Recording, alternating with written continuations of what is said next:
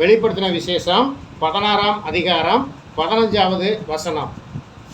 இதோ திருடனை போல் வருகிறேன், தன் மானம் காணப்படத்தக்கதாக நிர்வாணமாய் நடவாதபடிக்கு விழித்துக் கொண்டு தன் வஸ்திரங்களை காத்துக் கொள்ளுகிறவன் பாக்கியவான். கர்த்தருக்கு ஸ்தோத்திரம். இங்கே நாம் வாசித்திருக்கிற இந்த திருவசனத்தின் மூலம் கர்த்தர் நம்மோடு பேசும்படியாக நம் மத்தியில் இருக்கிற சகோதரி சுதா அவர்கள் ஜெபிப்பார்கள்.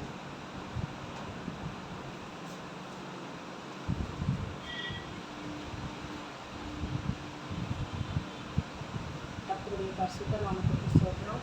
கர்த்தர் இந்த நாளிலும் கூட உங்களுக்கு கொடுத்திருக்கிற தேவ செய்தி வெளிப்படுத்தல் 16ஆம் அதிகாரம் 14வது வசனம். ஆண்டவரே இங்குள்ள மறைபொருளை கர்த்தர் எங்களுக்கு வெளிப்படுத்தி அதன்படி நாங்கள் அனைவரும் வாழ எங்கள் அனைவருக்கும் நீங்கள் உதவி செய்யுங்கப்பா. ஸ்தோத்திரம். அதை கை கொண்டு வாழ உதவி செய்யுங்க.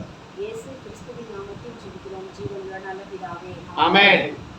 நாம் இங்கே வாசித்திருக்கிற வேத வசனம் வெளிப்படுத்தின விசேஷம் 16ஆம் அதிகாரத்தில் 15வது வசனம் இப்படியாக சொல்லுகிறது. இதோ திருடனை போல் வருகிறேன், தன் மானம் காணப்படத்தக்கதாக நிர்வாணமாய் நடவாதபடிக்கு விழித்து கொண்டு தன் வஸ்திரங்களை காத்து கொள்ளுகிறவன் பாக்கியவான் என்று எழுதியிருக்கிறது. பிரியமானவர்களே, இந்த வசனத்தை நீங்கள் எத்தனை பேர் இதுக்கு முன்னாடி வாசித்தீர்கள்?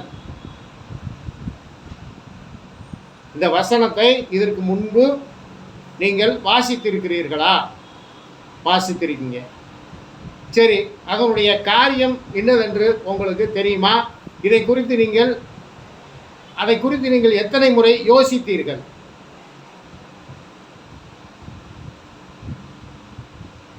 அதனுடைய அர்த்தம் இதுதான் யாருக்காவது தெரியுமா?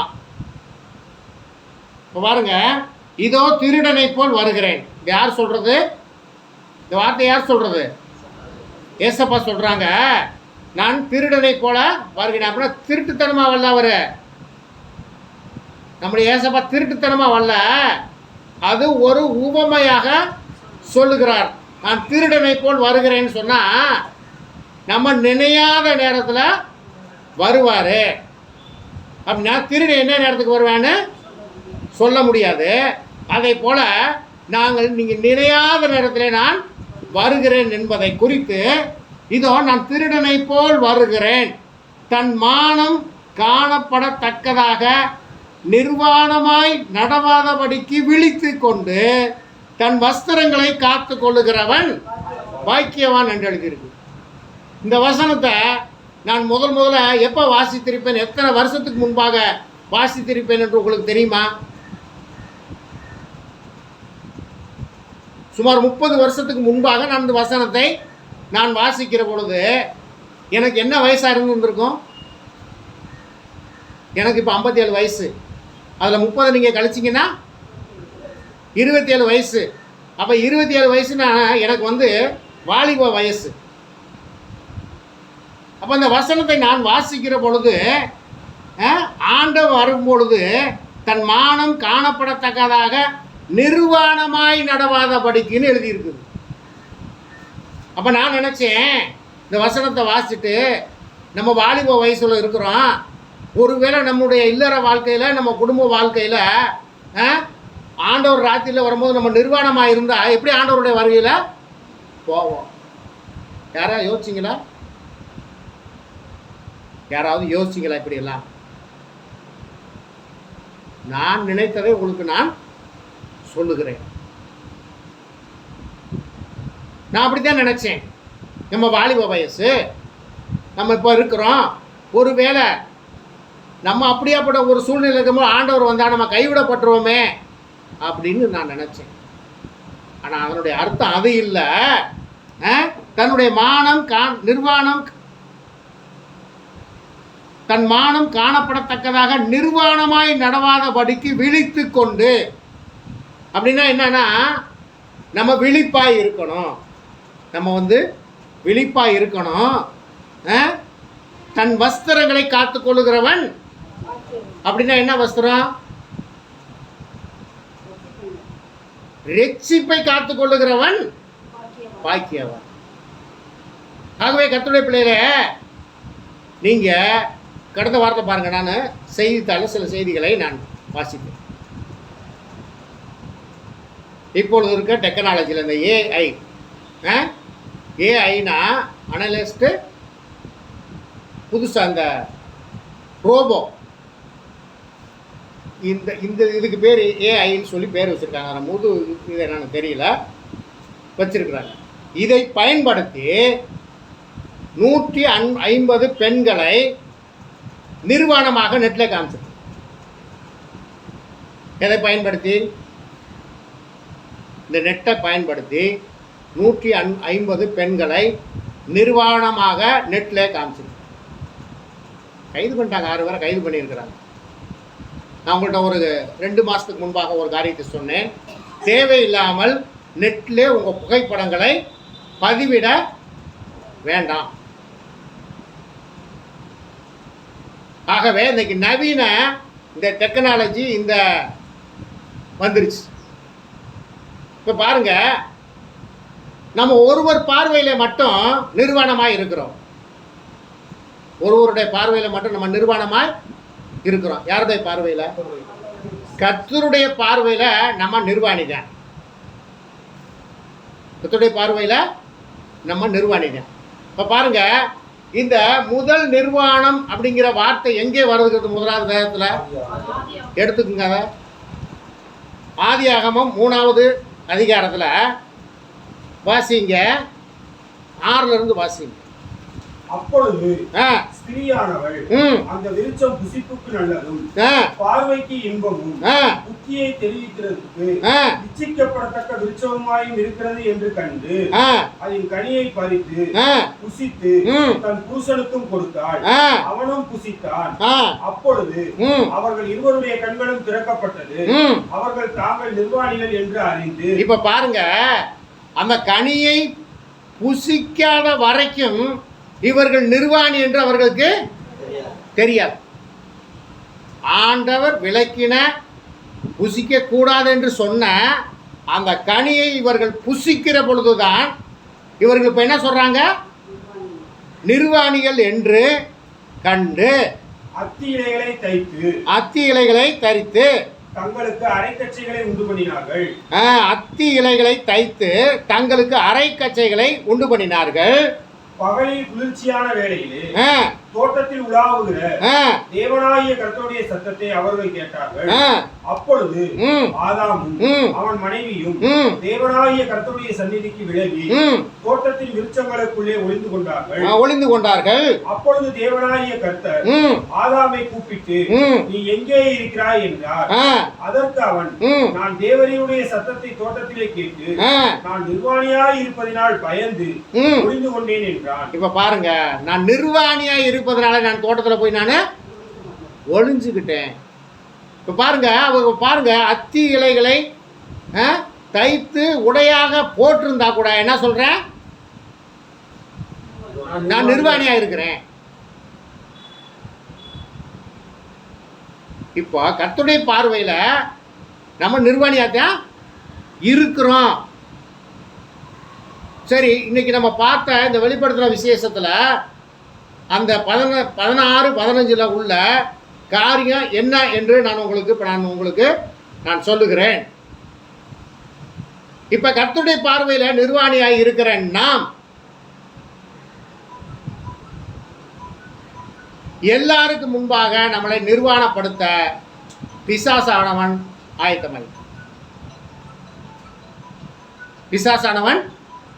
ஆயத்தமாயிட்டான். அது என்ன காரியம் அப்படின்னு கேட்டால், இதை குறித்து நாங்கள் 6 மாதத்துக்கு முன்பாகவே என்னுடைய மகளோடு சேர்ந்து இந்த ஒரு காரியத்தை ஆண்டவர் தெரியப்படுத்துகிறார் அப்படின்னு சொல்லி நாங்கள் பேசிக்கொண்டோம். அதை குறித்து இந்த 2-3 நாட்களாக கர்த்தர் என்னோடு இடைப்பட்டது நிமித்தமாக இந்த செய்தியை நான் இப்பொழுது அறிவிக்கிறேன். இப்போ பாருங்க,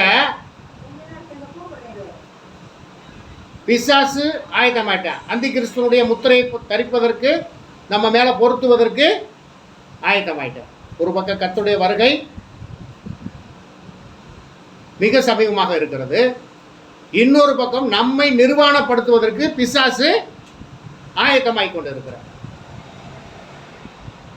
நீங்க நல்லா புரிஞ்சுக்கணும். உங்க மேல அந்த முத்திரையை, அந்த சிப்பை பதிச்சுட்டாங்கன்னா நம்மளை நிர்வாணமாய் யார் வேண்டுமானாலும் பார்க்கலாம். நம்ம மேலே அந்த சிப்பை பதிச்சுட்டாங்கன்னா, கர்த்தருடைய பார்வையில் மட்டும் நிர்வாணியாய் இருக்கிற நம்மை யார் வேணாலும் நம்மை நிர்வாணியாய் பார்க்க முடியும். இப்போ பாருங்க, உங்களுக்கு ஒரு காரணத்தை உங்களுக்கு புரியும்படி சொல்கிறேன். இப்போ ஒரு குடும்பத்தில் கணவன் மனைவிக்கு சண்டை வந்துடுது. என்ன சண்டை வருது? என்னுடைய கணவர் வேறொரு பெண்ணை வைத்திருக்கிறார் என்று ஒரு சண்டை வருகிறது. போலீஸ் ஸ்டேஷனுக்கு வழக்கு போகிறது. வழக்கு போனோன்னே இந்த மனைவி சொல்லுகிறாங்க, என்னுடைய கணவர் வேறொரு பெண்ணோடு உறவு வைத்திருக்கிறார் சொல்லி கம்ப்ளைண்ட். சரி, போலீஸ் ஸ்டேஷனில் என்ன பண்ணுவாங்க தெரியுமா? உங்கள் நம்பர், உங்கள் ரகசிய நம்பர், ஆதார் நம்பரை அங்கே டச் பண்ணால் அவர் எங்கே இருக்கிறார், எங்கே போனார் எல்லாம் தெரிஞ்சு.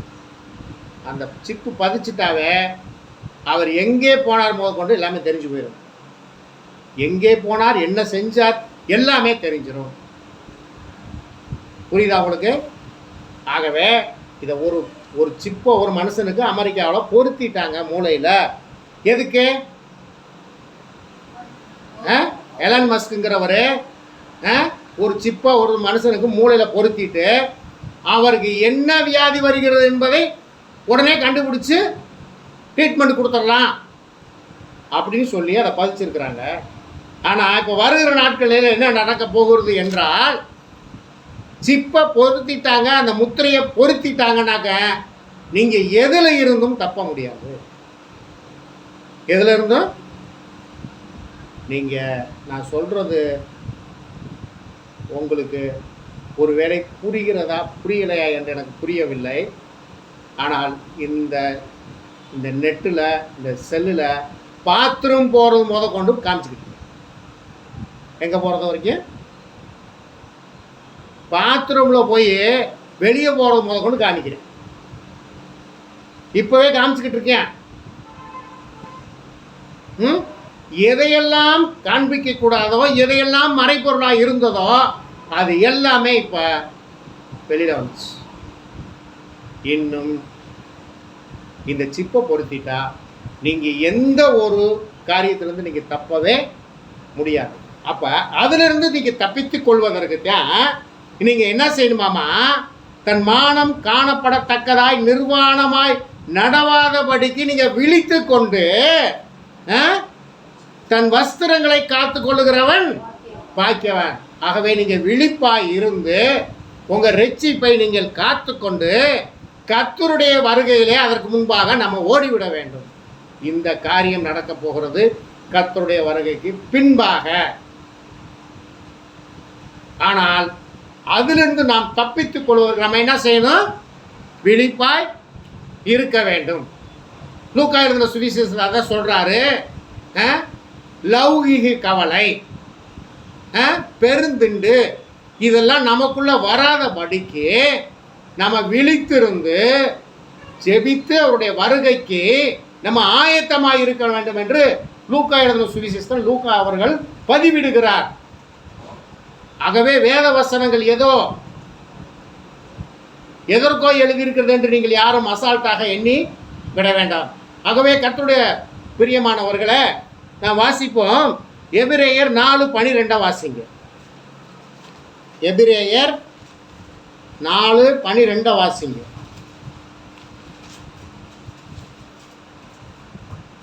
தேவனுடைய வார்த்தையானது ஜீவனும் வல்லமையும் உள்ளதாயும் இருபுறமும் கருக்குள்ள எந்த பட்டயத்திலும் கருக்கானதாயும் ஆத்துமாவையும் ஆவியையும் கணுக்களையும் ஊனையும் பிரிக்கத்தக்கதாக உருவ குத்துகிறதாயும் இருதயத்தின் நினைவுகளையும் யோசனைகளையும் வகையறுக்கிறதாயும் இருக்கிறது. அவருடைய பார்வைக்கு மறைவான சிருஷ்டி ஒன்றுமில்லை, சகலமும் அவருடைய கண்களுக்கு முன்பாக நிர்வாணமாயும் வெளியரங்கமுமாய் இருக்கிறது. அவருக்கே நாம் கணக்கு ஒப்புவிக்க வேண்டும். அவருடைய பார்வைக்கு முன்பாக நம்ம எப்படி இருக்க? சர்வ சிருஷ்டி எப்படி இருக்கிறது? நிர்வாணமாய் இருக்கிறது. எப்படி இருக்கிறதாமா? அவருடைய கண்களுக்கு முன்பாக நிர்வாணமாயும் வெளியரங்கமுமாய் இருக்கிறது. அப்படி நம்முடைய காரியங்கள் எல்லாவற்றையும் அறிந்திருக்கிறவர் யாரு? நம்முடைய ஆண்டவராய் இயேசு கிறிஸ்து மட்டுமே. பிசாசும் அறிந்திருக்கிறேன். ஆனா அதை பாருங்க, இதை இப்ப வெளியே கொண்டு வரணும். இதை மனிதர் கண்டுகொள்ளும்படியாக இதை வெளியே கொண்டு வர வேண்டும். அந்த காரியம் வெகு சீக்கிரத்தில் நடைபெற போகிறது. வாசிங்கள் 2 கொரிந்தியர் 5:1 வாசிங்க. 2 கொரிந்தியர் 5:1. பூமிக்குரிய கூடாரமாகிய நம்முடைய வீடு அழிந்து போனாலும் தேவனால் கட்டப்பட்ட கை வேலை அல்லாத நித்திய வீடு பரலோகத்திலே நமக்கு உண்டு என்று அறிந்திருக்கிறோம். ஏனெனில் இந்த கூடாரத்திலே நாம் தவித்து நம்முடைய பரம வாசஸ்தலத்தை தரித்துக் கொள்ள மிகவும் வாஞ்சை உள்ளவர்களாய் இருக்கிறோம். தரித்து கொண்டவர்களானால் நிர்வாணிகளால் காணப்பட மாட்டோம். போதும். இப்ப பாருங்க, பூமிக்குரிய கூடாரமாகிய நம்முடைய வீடு அழிந்து போனாலும், முன்னுக்கு நம்ம பார்த்தோம், இந்த பூமி நமக்கு சொந்தம் இல்லை. இந்த பூமியை விட்டு ஒரு நாள் நம்ம போய்தான் ஆகணும். ஆகவே பூமிக்குரிய கூடாரமாகிய நம்முடைய வீடு அழிந்து போனாலும் தேவனால் கட்டப்பட்ட கை வேலை இல்லாத நித்திய வீடு பரலோகத்தில் நமக்கு உண்டு என்று அறிந்திருக்கிறோம். ஏனெனில் இந்த கூடாரத்திலே நாம் தவித்து நம்முடைய பரம வாசஸ்தலத்தை தரித்து கொள்ள மிகவும் வாஞ்சை உள்ளவர்களாக இருக்கிறோம். இப்போ பாருங்க, அந்த பரம வாசஸ்தலத்தை தரித்து கொள்ள வேண்டும் என்றுதான் நம்ம வாஞ்சை உள்ளவர்களாக, கர்த்தரை தொழுது கொள்ளுகிறவர்களாக, இந்த பூமியிலே காணப்படுகிற சொல்லப்படுகிற நிந்தையான அவமானமான காரியங்களை சகித்து கொண்டு நம்ம என்ன பண்ணுறோம்? கர்த்தரை தொடர்ந்து பின்பற்றி அவரை ஆராதிக்கிற பிள்ளைகளாக, அவருடைய பிள்ளைகளாக நாம் காணப்பட்டு வருகிறோம். தரித்து கொண்டவர்களானால் நிர்வாணிகளாய் காணப்பட மாட்டோம். கர்த்தருடைய வார்த்தையை நாம் தரித்து கொண்டவர்களாய் காணப்பட்டால் நம்ம யாராக காணப்பட மாட்டோம்? நிர்வாணிகளாய் காணப்பட மாட்டோம். இந்த கூடாரத்தில் இருக்கிற நாம் பாறை சுமந்து தவிக்கிறோம். எந்த கூடாரத்தில்? பூமிக்குரிய கூடாரத்தில் நம்ம பாறை சுமந்து தவிக்கிறோம். இந்த போர்வையை கலந்து போட வேண்டும் என்று விரும்பாமல் மரணமானது ஜீவனால் விடுங்கப்படுவதற்காக போர்வை தரித்தவர்களாக இருக்க வேண்டும் என்று விரும்புகிறோம். இதற்காக நம்மை ஆயத்தப்படுத்துகிறவர் தேவனே. ஆவி என்னும் அச்சாரத்தை நமக்கு தந்தவரும் அவரே. நாம் தரிசித்து நடவாமல் விசுவாசித்து நடக்கிறோம். ஆகவே நாம் நிர்வாணிகளாய் காணப்படாதபடிக்கு தேவனுடைய வசனத்தை நாம் தரித்தவர்களாக, தேவனுடைய ரட்சிப்பு என்கிற வஸ்திரத்தை தரித்தவர்களாய் நாம் காணப்பட வேண்டும் என்று கர்த்தர் விரும்புகிறார். ஆகவே இந்த வரப்போகிற இந்த மனித குல அழிவிற்கு எல்லாரும் சொல்லுகிறார்கள், கர்த்தருடைய பிள்ளைகள் மட்டும் இல்லை, உலகமும் சொல்லுகிறது, இது என்ன காலம்? கலிகாலம், அழிவு காலம் என்று உலகமே சொல்லுகிறது. ஆனால் பாருங்க, இந்த அழிவிலிருந்து தப்பித்துக் கொள்வதற்கு வழியை மற்றும் ஏற்றுக்கொள்ள மாட்டுகிறார்கள். ஆகவே கர்த்தருடைய பிள்ளைகளை நீங்கள் மிகவும் கவனமாய் காணப்பட வேண்டும். வாசிங்க, வெளிப்படுத்தல் 3:16 வாசிங்க. வெளிப்படுத்தின விசேஷம் 3:16 வாசிங்க. இப்படி குளிருமின்றி அனலுமின்றி வெறுவெறுப்பாய் இருக்கிறதுனால் உன்னை என் வாயினின்று வாந்தி பண்ணி போடுவேன். நீ நிர்பாக்கியம் உள்ளவனும் பரிதவிக்கப்பட்டவனும் தரித்திரனும் குருடனும் நிர்வாணியமாய் இருக்கிறதை அறியாமல் நான் ஐஸ்வர்யன் என்றும் திரவிய சமன் என்றும் எனக்கு ஒரு குறைவில்லை என்று சொல்லுகிறபடியால். பாருங்க, 7 சபைகளுக்கு எழுதும் பொழுது கடைசியாக உள்ள லவோதிக்கா சபைக்கு எழுதும் போது சொல்றாரு, உன் கிரியைகளை அறிந்திருக்கிறேன், நீ குளிரும் அல்ல அனலும் அல்ல. இந்த லவோதிக்கா சபை தான் இன்னைக்கு இருக்கிற சபை என்று வேத அறிஞர்கள் சொல்லுகிறார்கள். இன்னைக்கு இருக்கிற சபை தான், அதன் நடவடிக்கைகள் தான் இன்னைக்கு இருக்க ஆவிக்குரிய சபை என்று வேத அறிஞர்கள் பதிவிடுகிறார்கள். ஆகவே இன்னைக்கு இருக்கிற விசுவாச மக்கள் தான் எப்படி இருக்கிறாங்கன்னு கேட்டிங்கன்னா, குளிரும் இல்லாமல் அனலும் இல்லாமல், நீ குளிராவது அனலாவது இருந்தால் நலமாயிருக்கும். இப்படி நீ குளிருமின்றி அனலுமின்றி வெதுவெதுப்பாய் இருப்பாயானால் உன்னை நான் வாய் நின்று வாந்தி பண்ணி போடுவேன். அப்ப கர்த்தர் நம்ம குளிரும் இல்லாம அனரும் இல்லாம இருந்தா வாந்தி பண்ணி போடுவேன்னா என்னிடத்திலிருந்தே உன்னை விரட்டி விடுவேன் என்றே ஆண்டவர் சொல்லுகிறார். வாந்தி பண்ணிட்டா எதுக்கு ஆகும்? அதை நம்ம திரும்பி நம்மளே பார்க்க முடியும். நம்ம சாப்பிட்ட உணவு தான், அதை வாந்தி பண்ணிட்டா அந்த உணவை அதை நம்மளே பார்க்கணும். ஆகவே ஆண்டவர் சொல்லுகிறார், நீ நிர்பாக்கியம் உள்ளவனும் பரிதவிக்கப்பட்டவனும் தரித்திரனும் குருடனும் நிர்வாணியுமாய் இருக்கிறதை அறியாமல். இன்னைக்கு பாருங்க, இந்த ஆவிக்குரிய வட்டாரத்தில் எங்கும் பெருமை, எங்கும் பெருமை, எங்கும் நான் தான் பெரியவன், நாங்கள் தான் உண்மையானவர்கள், நாங்கள் தான் பரலோகத்துக்கு போவோம். ஆனால் ஆண்டவர் சொல்றாரு, நீ நிர்பாக்கியம் உள்ளவனும் பரிதவிக்கப்பட்டவனும் தரித்திரனும் குருடனும் நிர்வாணியுமாய் இருக்கிறதை அறியாமல் நான் ஐஸ்வர்ய சம்மன் என்று திரவிய சம்மன் என்று எனக்கு ஒரு குறைவும் இல்லை என்று சொல்லுகிறபடியால் நான் நீ ஐஸ்வர்யவான ஆகும்படிக்கு நெருப்பிலே புடமுடப்பட்ட பொன்னையும் உன் நிர்வாணமாகிய அவலட்சணம் தோன்றாதபடிக்கு நீ உடுத்திக் கொள்வதற்கு வெண் வஸ்திரத்தையும் என்னிடத்திலே வாங்கி கொள்ளவும் நீ பார்வை அடையும்படிக்கு உன் கண்களுக்கு கழிக்கம் போடவும் வேண்டும் என்று உனக்கு ஆலோசனை சொல்லுகிறேன். அங்கே சொல்லப்பட்டிருக்கிற பொன் தேவனுடைய வார்த்தை, அங்கே சொல்லப்பட்டிருக்கிற வஸ்திரம் ரட்சிப்பு, இதை என்னிடத்தில் நீ வாங்கி கொள்ளவும் நீ பார்வை அடையும்படிக்கு உன் கண்களுக்கு கழிக்கம் போடவும் வேண்டும் என்று உனக்கு ஆலோசனை சொல்லுகிறேன். ஆகவே கர்த்தருடைய சபையை பார்த்து கர்த்தர் சொல்லுகிறார், மேன்மை பாராட்டுவதற்கு ஒன்றுமே இல்லை. ஏன்? நம்ம கர்த்தருடைய பார்வையில் நம்ம எப்படி இருக்கோம்? அந்நியனும் பரதேசியுமாய் இருக்கோம், நிர்வாணிகளாய் இருக்கிறோம்.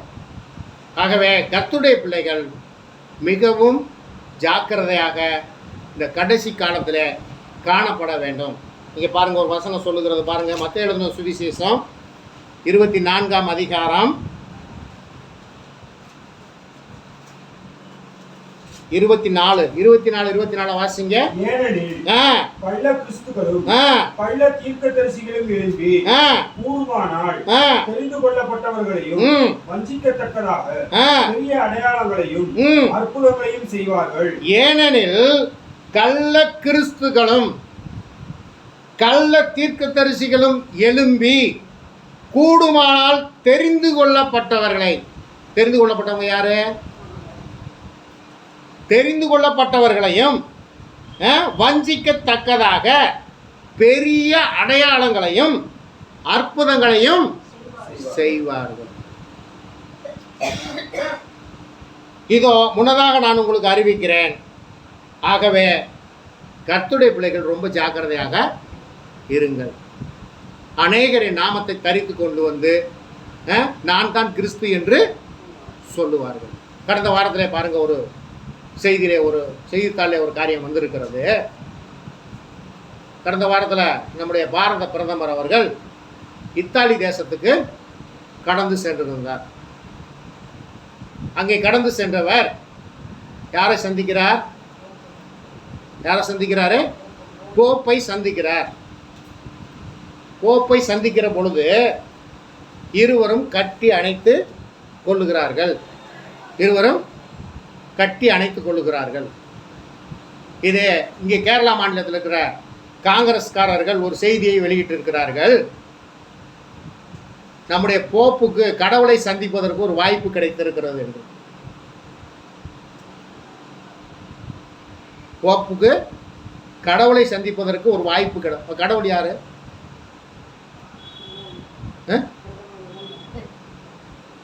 ஏன் அப்படி சொன்னாங்க?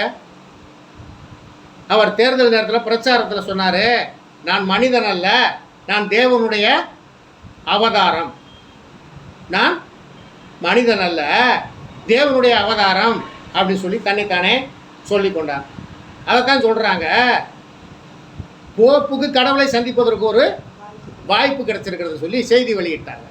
அதை உடனே என்ன பண்ணுறேன் அவன், இவர்கள் கிறிஸ்தவர்களையும் போப்பையும் அவமதிக்கிறார்கள் என்று சொல்லி அடுத்த ஒரு செய்தியை அவங்க உடனே சொன்னாங்க, நாங்கள் பதிவிட்டது தான், நாங்கள் கிறிஸ்தவர்களையும் அவமதிக்கலை. அதில் ஒரு வார்த்தை சொல்கிறான் பாருங்க, கிறிஸ்தவர்கள் கடவுளாக கருதும் போப்பையும் நாங்கள் அவமதிக்கவில்லை. எப்படி போடுறான் பாருங்க, கிறிஸ்தவர்கள் கடவுளாக கருதும் போப்பையும் நாங்கள் அவமதிக்கலை, நாங்கள் பதிவிட்டது தான். இவர் போய் அங்கே சந்தித்தாது, அது இவர் சொல்லிக்கொண்டார், தன்னை கடவுள் என்று சொல்லிக்கொண்டார், அதைத்தான் நாங்கள் பதிவிட்டோம் என்று சொல்லிட்டோம். பாருங்க, ஒவ்வொருவரும் இப்படியாக நான் தான் கடவுள் அப்படின்ட்டு உலகம் முழுவதும் அநேகர் எழும்பி இருக்கிறார்கள். உலக பணக்காரர்களே முதல் இடத்துல இருப்பவர் யார்? Elon Musk. அவர் சொல்றாரு, நான் மனிதனே இல்லை, நான் வேற்றுக்கிரகவாசி, நான் ஏலியன் அப்படின்றார். ஏலியன்னா என்னது? வேற்றுக்கிரகவாசி, நான் மனுஷனே இல்லைன்னு அவர் சொல்றாரு. என்ன நடக்குது என்று தெரியவில்லை. இந்த செல்லில் ஒரு பேட்டி வந்திருக்கிறது, ரோபோ கிட்ட ஒரு பேட்டி எடுக்கிறாங்க, அநேக காரியங்களை கேட்டிருக்காங்க, அதில் ஒரு பேட்டி எடுக்கிறாங்க, இயேசு கிறிஸ்து எப்போ வருவார், இயேசு கிறிஸ்து எப்போ வருவாரா அப்படின்ட்டு அந்த ரோபோட பேட்டி எடுத்த அந்த ரோபோ சொல்லுது, அவர் கண்டிப்பாக வருவார், வர வேண்டிய நேரத்தில் கண்டிப்பாக வருவார். இன்னும் நிறையா கேள்வி அந்த ரோபோட்ட கேட்டிருக்காங்க, எல்லாத்துக்குமே அந்த ரோபோ பதில் சொல்லி இருக்கிறது. நீங்கள் அதில் பாருங்கள், நிறையா காரியங்களை பாருங்கள். ரோபோ என்ன செய்ய தெரியுமா? கருது அறுக்கிறது. என்ன இருக்குது? கருது அறுத்து அதை கட்டி கட்டாக வைத்து தூக்கிட்டும் போகிறது. எது? ரோபோ. அவ்வளவு சீக்கிரமாக. இப்போ கேரளா மாநிலத்தில் பாடம் சொல்லி கொடுப்பதற்கு வகுப்பறையில் டீச்சர் கிடையாது. யார் இருக்கிறது? ரோபோ தான் பாடம் சொல்லி கொண்டு இருக்கிறது. இப்பொழுது நம்ம தமிழ்நாட்டை இந்திய தேசத்தை சேர்ந்த சுந்தர் பிச்சை என்கிற அந்த கூகுள், அதில் அவர் தான் தலைமை அதிகாரி. அவர் இப்பொழுது புதுசாக ஒரு அந்த அறிவியல், இதை சார்ந்த ஒரு அறிவியல் தொழில்நுட்பத்தை உள்ளே கொண்டு வந்திருக்கிறார்கள். அதில் நீங்கள் எதை குறித்து கேள்வி கேட்டாலும் பதில் சொல்லும். எதை குறித்து கேள்வி கேட்டாலும் பதில் சொல்லும். அவ்வளவு காரியங்களை அதில் பதிவேற்றம் செய்து வைத்திருக்கிறார்கள். அப்படின்னா 2026 தமிழ்நாட்டில் முதலமைச்சர் யார் வருவான்னு கேட்டால் என்ன பதில் சொல்லும் தெரியுமா? அது மக்கள் ஓட்டு போடுகிறதை பொறுத்து.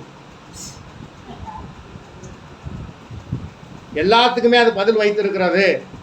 அப்படின்னா அது சொல்லுது, நீங்கள் கடைசி நாளிலே மனுஷனோடு போரிடுவீங்களா அப்படின்னு கேட்டால், அப்படி ஒரு காலம் வந்தால் போரிடுவோம். இதை குறித்து யோவேல் தீர்க்கதரிசியின் புஸ்தகத்தில் 2ஆம் அதிகாரத்தில் இதை குறித்து சொல்லப்பட்டிருக்கிறது. எடுத்து வாசிங்கள். நம்ம அதை வாசித்து விட்டு நம்ம ஜெபத்துக்கு நேராக கடந்து செல்ல இருக்கிறோம். வாசியுங்கள். யோவேல் தீர்க்கதரிசியின் புஸ்தகம்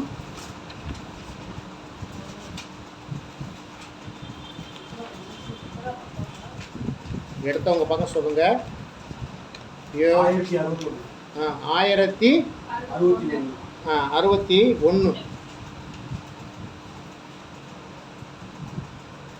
ஒன்னிலிருந்தே வாசிங்க.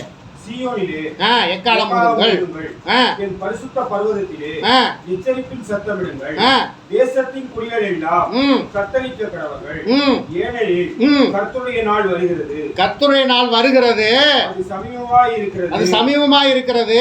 அது இருளும் அந்தகாரமுமான நாள். அது இருளும் அந்தகாரமுமான நாள். அது மப்பும் மந்தாரமுமான நாள். அது மப்பும் மந்தாரமுமான நாள். விடியற்கால வெளுப்பு பர்வதங்களின் மேல் பரவுகிறது போல ஏராளமான பலத்த ஒரு ஜாதி தீவிரமாக வந்து பரவும். அப்படிப்பட்டது முன் ஒரு காலத்திலும் உண்டானதும் இல்லை, இனி தலைமுறையாக வருஷங்களிலும் உண்டாவதும் இல்லை. அவைகளுக்கு முன்னாக அக்கினி பட்சிக்கும். அவைகளுக்கு முன்பாக என்ன பட்சிக்குமாமா? அக்கினி பட்சிக்கும். அவைகளுக்கு பின்னாக ஜுவாலை எரிக்கும்.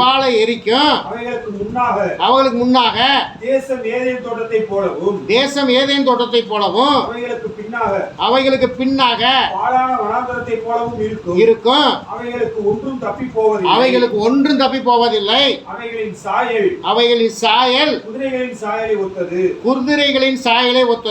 அவைகள் குதிரைகள் வீரரை போல ஓடும். அது குதிரை வீரரை போல ஓடும். எப்படி ஓடுமாமா? நீங்க அதை பாருங்க. நாயை துரத்திக்கிட்டு போகுது, நாய் போலவே. உண்மையான நாயை ரோபோ நாய் துரத்திக்கிட்டு போகுது. இங்க என்ன எழுதி இருக்குது? அவைகளின் சாயல் குதிரைகளின் சாயலை ஒத்தது.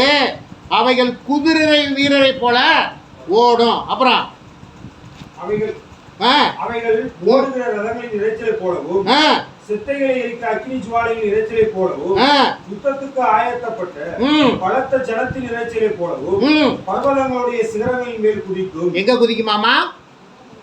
பர்வதங்களின் சிகரங்களிலிருந்து அது குதிக்கும். மலையிலிருந்து குதிக்கும். அப்புறம் அவைகளுக்கு முன்பாக ஜனங்கள் நடுங்குவார்கள். அது என்ன பண்ணும்? ரோபோவனி என்ன பண்ணுவேன்? எதுவும் பண்ண முடியாது. ஜனங்கள் நடுங்குவார்கள். எல்லா முகங்களும் கருகி போகும். ஏன்னா அதுக்கு முன்பாக அக்கினி எரியும். பின்னாலையும் அக்கினி எரியும். வாசிங்க. அவைகள் பராக்கிரமசாலிகளை போல ஓடும். யுத்த வீரனை போல மதிலேறும். அதையும் காமிக்கிறாங்க. இங்க பாருங்க. அந்த ரோபோ படியெல்லாம் ஏறி கட்டடத்துக்கு தாண்டி போகுது. மதில் ஏறி கட்டடத்துக்கு கட்டடம் தாண்டுகிறது. அது என்ன செய்யுமாமா? மதிலேறும். வரிசை பிசகாமல் ஒவ்வொன்றும் தன் தன் அணியிலே செல்லும். வரிசை பிசகாம போகுமா? இப்போ இதில் இந்த வரிசையில் 4, அந்த வரிசையில் 4னா வரிசை பிசகாம போகுது. காமிக்கிறாங்க அதையும். அப்புறம் ஒன்றை ஒன்று நெருங்காது. ஒவ்வொன்றும் தன் தன் பாதையிலே செல்லும். அது ஆயுதங்களுக்குள் விழுந்தாலும் காயப்படாமல் போகும். ஒரு ஆயுதங்களுக்குள்ள விழுந்தாலும் அதுக்கு என்ன ஆகாது? காயம். ஏன்னா அது ரோபோ, அதுக்கு காயம் ஏற்படாது. ஆகையால் பட்டணம் எங்கும் செல்லும், மதிலின் மேல் ஓடும், வீடுகளின் ஏறும், பலகனி வழியாய் திருடையும் போல உள்ளேயும் நுழையும். எப்படி? உங்கள் வீட்டில் வெண்டிலேட்டர் வச்சுருப்பீங்கல்ல, அது வழியா உங்களை கொல்றதுக்கு கட்டளை இட்டுட்டா இந்த எங்கே ஓட்டம் இருக்கோ அது வழியாக உள்ளே வந்து உங்களை கொண்டு வரும். அது எவ்வளோ பெருசு இருக்குன்னு தெரியுமா? குருவியை போல இருக்கு. அந்த குருவிக்கு கட்டளை இட்டுட்டா, இந்த ரோபோ என்கிற அந்த குருவிக்கு கட்டளை இட்டா இந்த நம்பரில் உள்ள ஆளை இந்த ஆளை போய் கொலை பண்ணுது. அப்போ என்ன பண்ணுமாமா? பலகனி வழியாய் திருடனை போல உள்ளே நுழையும். அவைகளுக்கு முன்பாக பூமி அதிரும், வானங்கள் அசையும், சூரியனும் சந்திரனும் இருண்டு போகும், நட்சத்திரங்கள் ஒளி மடங்கும். அப்ப பாருங்க, இது எல்லாம் வருகிற நாட்களில் அதி சீக்கிரமாக இந்த பூமியில நிறைவேற போகிறது. ஆகவே கர்த்தருடைய பிள்ளைகள் இந்த காரியங்களுக்கெல்லாம் இருந்து நாம் தப்பித்து கொள்ள வேண்டுமானால் கர்த்தருடைய வசனத்தை நாம் நிறைவேற்றி கைகொண்டு அவருடைய வருகைக்கு ஆயத்தப்படுவோம். அங்கே நாம் வாசித்த அந்த வசனத்தை மீண்டும் ஒரு முறை வாசித்து விட்டு நாம் ஜெபத்துக்கு நிறைய கலந்து சொல்லுவோம். வெளிப்படுத்துதல் 16:17 வாசிங்க. 16:15 வாசிங்க. இதோ திருடனை போல் வருகிறேன், தன் மானம் காணப்படத்தக்கதாக நிர்வாணமாய் நடவாதபடிக்கு விழித்துக்கொண்டு தன் வஸ்திரங்களை காத்துக் கொள்ளுகிறவன் பாக்கியவான். ஆகவே நாம் விழித்துக்கொண்டு அவர் நமக்கு கொடுத்த ரட்சிப்பை காத்துக்கொண்டு நாம் அவருடைய வருகைக்கு ஆயத்தப்பட்டால், அவருடைய வருகையில் எடுத்துக்கொள்ளப்படுமானால் நாம் பாக்கியவான்களாக இருப்போம். ஆகவே கர்த்தருடைய சமூகத்தில் நம்மை தாழ்த்துவோம். இந்த காரியங்களை மனதில் வைத்துக் கொள்ளுங்கள். இந்த அழிந்து போகிற உலகத்தையே நோக்கி ஓடிக்கொண்டிராமல், இந்த அழிந்து போகிற உலகத்தையே நோக்கி சதா காலமும் யோசித்து கொண்டிராமல் வேதத்தை குறித்தும் வேதத்தில் என்ன சொல்லப்பட்டிருக்கிறது என்றும் காலங்கள் எப்பொழுது நிறைவேறும் என்றும் அவருடைய வருகை எப்பொழுது வரும் என்றும் நாம் காத்திருப்போம். அவருடைய வருகைக்கு ஆயத்தப்படுவோம். கர்த்தராகிய இயேசு கிறிஸ்து தாமே நம்மளை ஆசீர்வதிப்பாராக. கர்த்தருக்கு ஸ்தோத்திரம். கர்த்தருடைய சமூகத்தில் நம்மை தாழ்த்தி ஒப்புவிப்போம். நாம் ஜெபிப்போம். அன்பின் பரலோக பிதாவே, இந்த நாள் இந்த வேலைக்காக நாங்கள் நன்றி செலுத்துகிறோம். தகப்பனை இந்த நாளில் கூட கர்த்தாவே வெளிப்படுத்தின விசேஷம் 16-15 சொல்லப்பட்டிருக்கிற அந்த திருவசனத்தினுடைய காரியங்கள் இந்த நாட்களில் அறிந்து கொள்ள ஏசப்பா நீங்கள் எங்களுக்கு உதவி செஞ்சீங்களே, அதற்காக நாங்கள் உங்களுக்கு நன்றி செலுத்துகிறோம். நல்ல ஆலோசனைகளை தந்தீங்க, அதனுடைய காரியங்களை எங்களுக்கு வெளிப்படுத்துனீங்க, அதற்காக நாங்கள் உங்களுக்கு நன்றி செலுத்துகிறோம். வந்திருக்கும் மக்கள் ஒவ்வொருவரையும் ஆசீர்வதிங்க. உங்கள் வருகை நாட்கள் சமீபமாக இருக்கிறது என்பதை நாங்கள் அறிந்து இருக்கிறோம் ஏசப்பா. உங்கள் வருகைக்கு எங்களை ஆயத்தப்படுத்துங்க ஆண்டவரே. இப்படியாப்பட்ட காரியங்களில் ஆண்டவரே இங்கே கூடி வந்திருக்கிற எந்த ஒரு ஆத்மாவும் ஆண்டவரே அகப்பட்டு கொள்ளாதபடிக்கு உங்கள் வருகைக்கு ஆயத்தப்பட்டு உங்கள் வருகையில் நாங்கள் எடுத்துக்கொள்ளப்படவும் உங்கள் ராஜ்யத்தை சுதந்திரத்துக் கொள்ளவும் ஏசப்பா நீங்கள் எங்களுக்கு உதவி செய்யுங்க. நாங்கள் மட்டுமல்ல, உம்மால் தெரிந்து கொள்ளப்பட்ட எந்த ஒரு மனுஷனும் வஞ்சிக்கப்பட்டு போய்விடாதபடிக்கு ஆண்டவரே உங்கள் வருகைக்கு ஆயத்தப்பட ஏசப்பா நீங்கள் உதவி செய்யுங்க. உங்களுடைய மக்கள் ஒவ்வொருவரையும் காத்துக்கொள்ளுங்க. புதிய ஆத்மாக்களை ரட்சிங்க, சபையில் சேருங்க, உங்கள் வருகைக்கு ஆயத்தப்படுத்துங்க. உங்கள் நாமம் மட்டும் மகிமைப்படட்டும். இயேசு கிறிஸ்துவின் நாமத்தினால ஜெபிக்கிறோம் எங்கள் ஜீவனுள்ள நல்ல பிதாவே, ஆமென். என் ஆத்துமாவே கர்த்தர் ஸ்தோத்திரி, என் முழு உள்ளமையோட பரிசுத்த நாமத்தை ஸ்தோத்திரி. என் ஆத்துமாவே கர்த்தரை ஸ்தோத்திரி, கர்த்தர் செய்த சகல உபகாரங்களையும் மறவாதே, ஆமென். நம்முடைய பிதாவாகிய தேவனுடைய அன்பும் கர்த்தராகிய இயேசு கிறிஸ்துவின் கிருபையும் பரிசுத்த ஆவியானுடைய அந்யோன்யமும் கர்த்தரை தொழுது கொண்ட கர்த்தருடைய பிள்ளைகளாகிய நம்மோடும் உலகத்தில் உள்ள எல்லா பரிசுத்தவான்களோடும் என்றும் என்றும் சதா காலம் நிலைத்திருப்பதாக, ஆமென். அல்லேலூயா, அல்லேலூயா, அல்லேலூயா. கர்த்தர் தாமே உங்களை நிறைவே ஆசீர்வதிப்பாராக. கர்த்தருக்கு ஸ்தோத்திரம்.